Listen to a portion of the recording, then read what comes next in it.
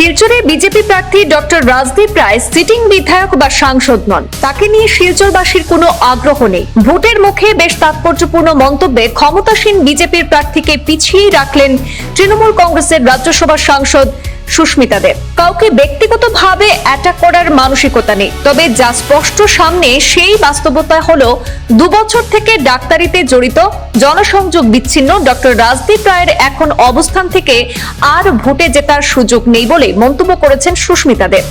বিধানসভা নির্বাচনে তৃণমূল কংগ্রেসের প্রার্থিত্ব নিয়ে শাসক বিরোধী উভয় শিবিরকেই প্রশ্নবিদ্ধ করে সুস্মিতা বলেন, কংগ্রেসের টিকিট বঞ্চিতদের প্রার্থী করেছে বিজেপি, আবার বিজেপির বঞ্চিতদেরকে কংগ্রেস প্রার্থী করেছে। এটা দেখে মানুষ কোন আদর্শে ভিত্তি করে ভোট দেবেন? তিনি স্পষ্টত উল্লেখ করেছেন, তৃণমূল কংগ্রেস বিশেষ করে বিজেপি প্রার্থিত্ব বঞ্চিত কাউকে প্রার্থী করেনি, কারণ ওরা জিতে গেলেই আবার বিজেপিতে চলে যাবে। আসামের 24টি জেলায় তৃণমূল কংগ্রেসের সংগঠন থাকলেও প্রার্থী দেওয়া হয়েছে 15টি জেলায়।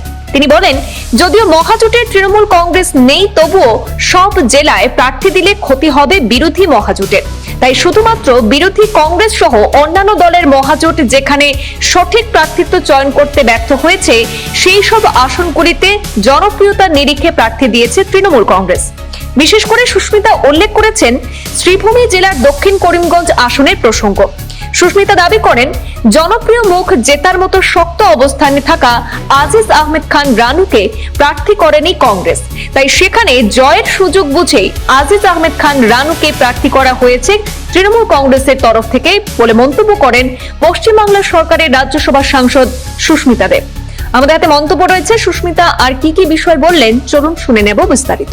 आसाम प्रदेश तृणमूल कांग्रेस की तरफ से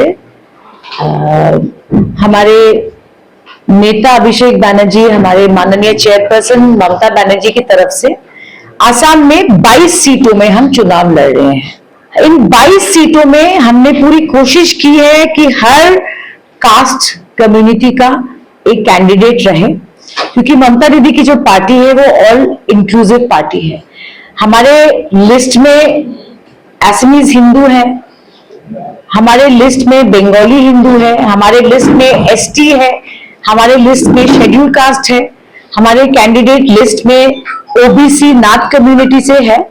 तो हमने सारा बैलेंस करके दिया है, और जहां पर हमारा ऑर्गेनाइजेशन है, जहां पर हमारा संगठन है, वहां पर हमने कैंडिडेट दिए।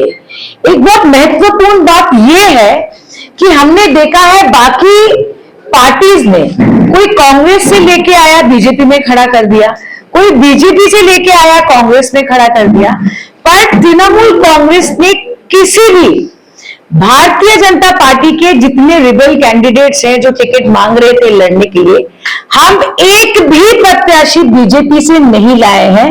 और इसका एक ही कारण है कि जो बीजेपी से आके लड़ता है वो जीतने के बाद चला जाता है बीजेपी में। तो आसाम की जनता के लिए एक विश्वास किसको करें, ये बहुत बड़ा मामला है इस बार आसाम में।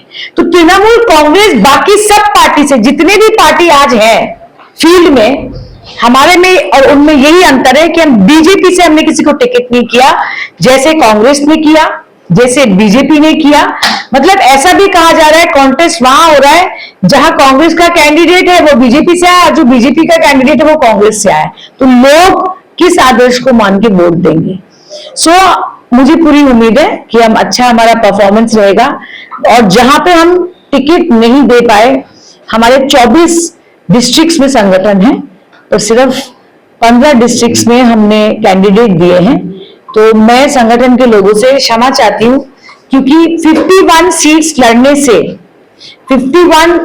लड़ने से ऑपोजिशन यूनिटी का शायद नुकसान होता। हमने वहां टिकट दिया है जहां ऑपोजिशन अलायंस पार्टी बिल्कुल विफल हुई है। इट इज वेरी सिंपल, हमारे लड़ाई इज फॉर गुड गवर्नेंस। আর চিফ মিনিস্টারের লড়াই লড়ছে কংগ্রেস আর বিজেপি, দেখা যাক কি হয়। আমি কোনো ব্যক্তির ব্যাপারে কোনো মন্তব্য করতে চাই না, আমার নেচারে নেই। কিন্তু আমি একটা যখন সিটিং এমপি থাকে ওদের একটা অ্যান্টি ইনকামবেন্সি থাকে, একটা সিটিং এমএলএ এর একটা অ্যান্টি ইনকামবেন্সি থাকে। এটা আমি প্রথম দেখলাম যে উনি সিটিং এমপিও না আর এমএলএও না, এত হাই অ্যান্টি ইনকামবেন্সি। এত ইট ইজ অ্যান্টি ইনকামবেন্ট, যখন ক্ষোভ বেরোয় আসে পাবলিকের পক্ষ থেকে যে একটা এমপি 2024 থেকে he is not an MP, আমরা এখন 26-এ আছি, 2 বছর উনি ডাক্তারি করেছেন, তো প্রফেশনাল অ্যান্টি ইনকামবেন্সিকে আমি প্রথমবার দেখি। ইট ইজ পলিটিক্সে আমরা সবসময় নতুন কিছু শিখি, it is a journey, it is a lesson. So নতুন একটা শিখলাম যে একটা সিটিং এমপি না থাকা সত্ত্বেও এত অ্যান্টি ইনকামবেন্সি, এটা নতুন একটা ফিনোমেনা। I mean, but I'm learning something new every day.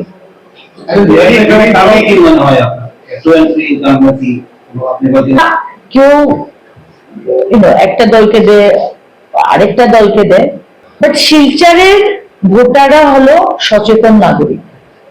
কে কি করছে, রাত্রে রাত্রে কি ডিল হয়ে যায়, হ্যাঁ, বা কোনো ব্যবসায়ী বা যে কোনো প্রফেশনে থাকলে ওর ব্যবহার কিরকম। আমাদের শহরটা কিন্তু ছোট্ট না, it's one of the most highly populated towns, কিন্তু ইটস লাইক আ ফ্যামিলি। সবাই সবাইকে চিনে, সবাই জানে কে কি করছে, কার কি ব্যবহার। সো শিলচরে লড়তে হলে the most important thing is reputation. আপনার রেপুটেশনটা কি জনসাধারণের মধ্যে, আর আপনার ব্যবহার কি, আর আপনার জনসংযোগটা। These three are the most important factors in Silchar. So এটা বেড়ে আসছে এখন. So let us see what happens.